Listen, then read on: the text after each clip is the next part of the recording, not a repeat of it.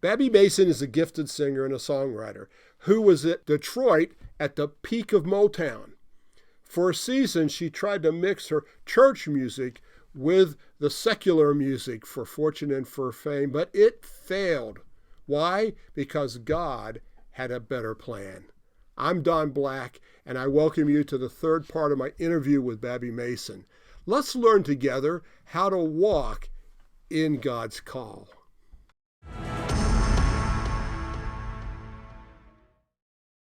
Well, so here's this gift and here's this talent.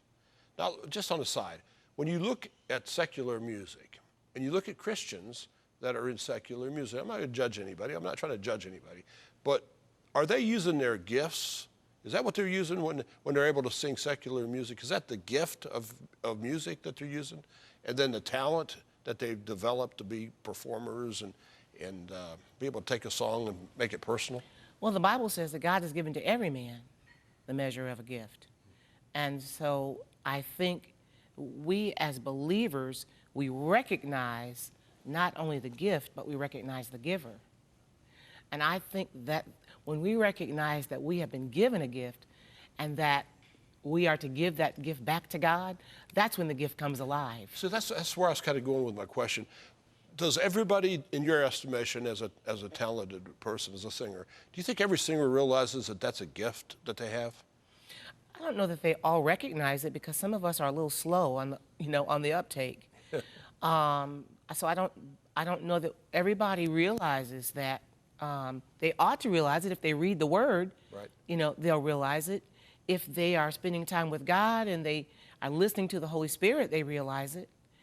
So that's my prayer, is that eventually we do make that connection, that God, He wants to open up the windows of heaven. He wants to pour us out blessings that we don't have room enough to receive. Mm-hmm. And when we do finally make that connection and the lights come on and you realize, I have been given a gift to make God look good in the earth, to encourage people, yeah. Not only just to be blessed, but to be a blessing. And when you begin to make that connection and the lights come on and you begin to live and walk in the freedom of that gift, mm-hmm. and you begin to flourish in that mm-hmm. gift and your life, you just come alive. I mean, that's the lane I'm living in. I could kind of tell that's important for you. Yeah, that's a passion for me. To feel the anointing of God in what you do. Yes. That's the greatest privilege. To sense the hand of God upon your life. See, that's the greatest privilege that we as ministers of the gospel have, is to know it's not us, it's God in us. So that's just something about that. I asked Charles Stanley one time, so what's the best thing about being a preacher? He said, when I'm preaching and I know that's God preaching through me. Yes. And we all get to that place of realizing that it's not us doing what's the good work, it's Him doing the good work, and we're vessels of that. That's right. Did you ever consider going into the secular world with your talent? I did. It's interesting that you would ask that question, because growing up in the shadow of Motown, yeah. I grew up 70 miles from Detroit, and I grew up in that time period. In that time period when Motown was like in the just in her prime. I grew up, I really began to start singing in the late 60s, early 70s, mm-hmm. when, Martha Reeves and the Vandellas and Aretha and the Temptations mm-hmm. and the Miracles and all of those mm-hmm. groups were just in their heyday. Mm-hmm.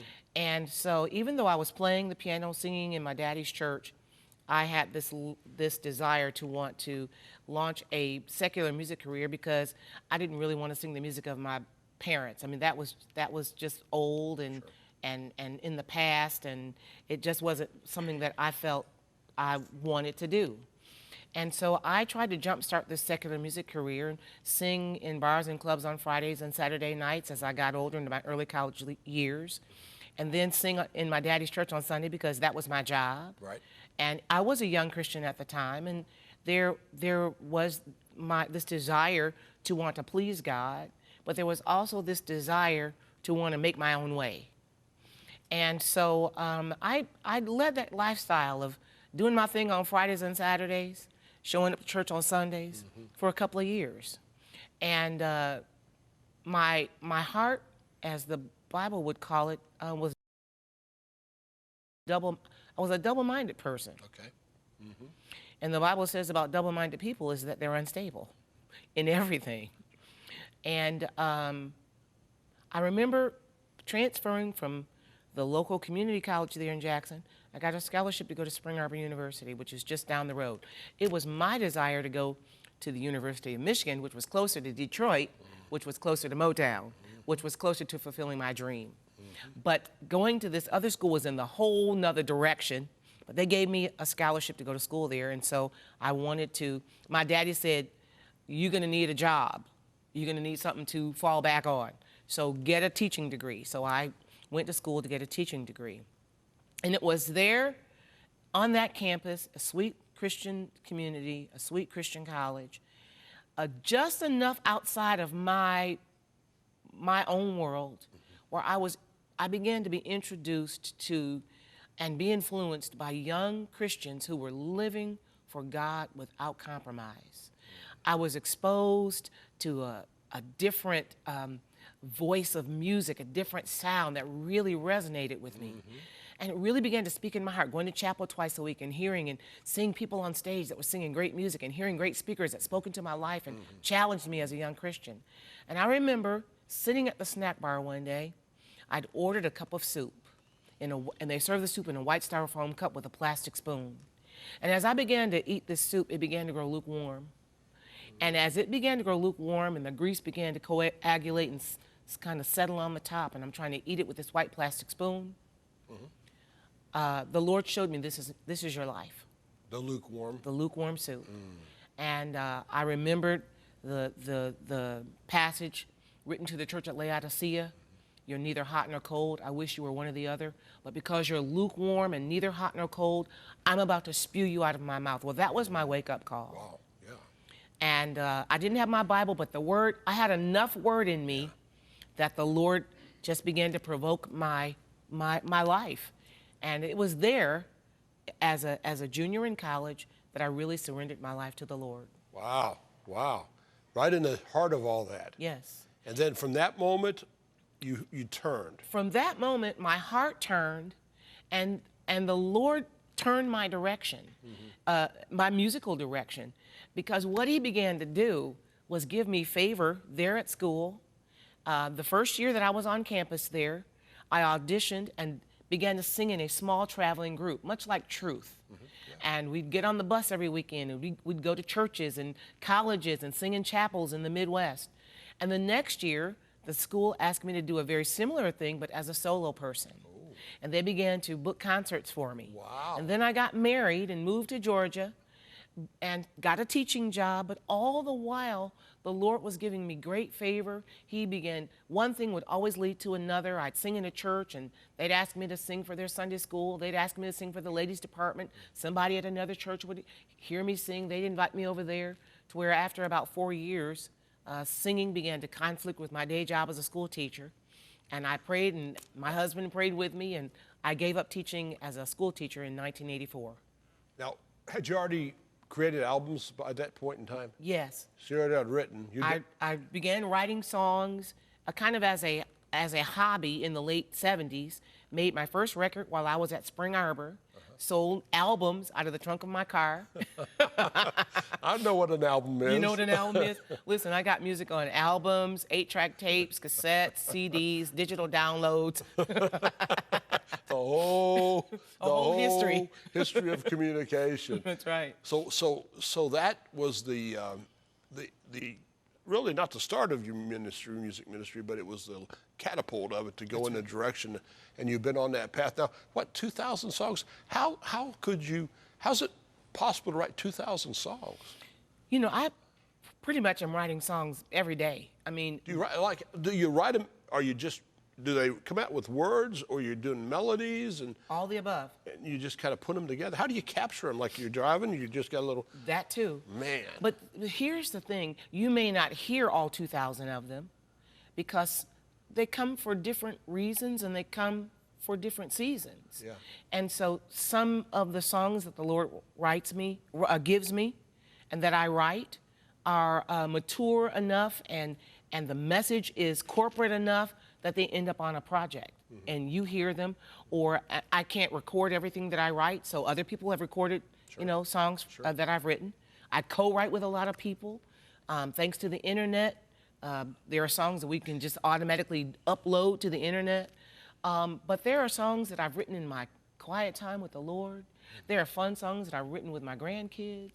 There are fun songs that I write just behind the wheel of the car. There are songs that I'm writing while I'm washing dishes. It's kind of flowing from the Holy Spirit is, Yes. is the thing. Now, looking back, Babbie, do you regret that decision as a junior in high school? Was that the right decision to do what, not in high school, in college? College. To do what you did is to move towards the gospel, to go to take that scholarship? Oh. Was that the right thing to do? That was definitely the right thing to do. I didn't know it at the time, but as I look back on my life and I see that the steps of righteous people are ordered by the Lord, and this is what I love about the Lord, is that my heart, you know, I had my own dreams and desires and aspirations, but He has a plan. That's right.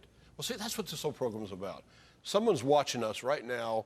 They have a gifting, what you call a talent inside of them, a gift and a talent.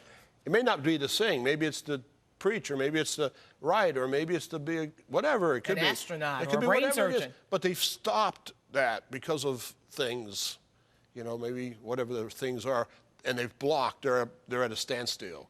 How would you encourage that person to do like you do, make that decision and push forward?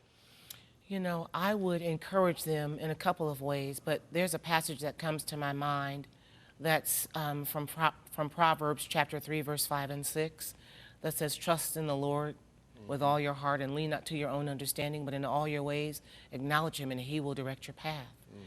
And so there are sometimes, for various reasons, whether it's fear, whether we're not quite prepared, whether we're not quite ready, we're not mature in our faith, there are many reasons why we're not walking in the path that God has designed for us to walk in.